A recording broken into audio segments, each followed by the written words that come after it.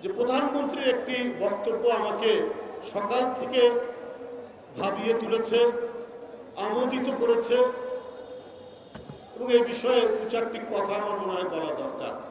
তিনি বলেছেন অতি বাম আর অতি ডান তারা নাকি তাকে সরকার থেকে সরিয়ে দেওয়ার ষড়যন্ত্র করছে, এইটা উনি বলেছেন। কিন্তু উনি বলেননি অতি হরিলুটকারী, অতি রাষ্ট্রায়ত্ত অর্থ লুটপাটকারী, অতি রাষ্ট্রায়ত্ত ব্যাংকের আত্মসাৎকারী, খিলাফি ঋণের হাজার হাজার কোটি টাকা যারা আত্মসাৎ করেছে আওয়ামী লীগের ঘনিষ্ঠ, সেই অতি খিলাফি ঋণ গ্রহণকারীরা, নিয়ম বহির্ভূতভাবে হাজার হাজার কোটি টাকা যে সমস্ত অতি ব্যবসায়ীরা ব্যাংক থেকে নিয়ে বিদেশে পাচার করেছেন বিনিয়োগের নামে, তারা অতি শেয়ার বাজার লুণ্ঠনকারীরা,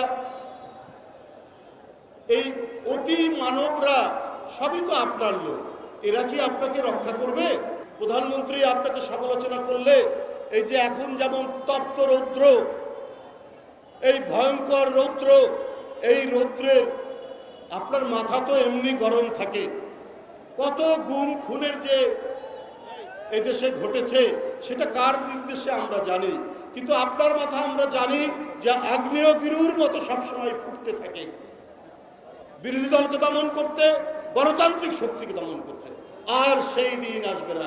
এবার জনগণের অতিরিক্ত শক্তি এই স্বৈরাচারের বিরুদ্ধে প্রয়োগ হয়ে গণতন্ত্রের বিজয় নিশ্চিত হবে।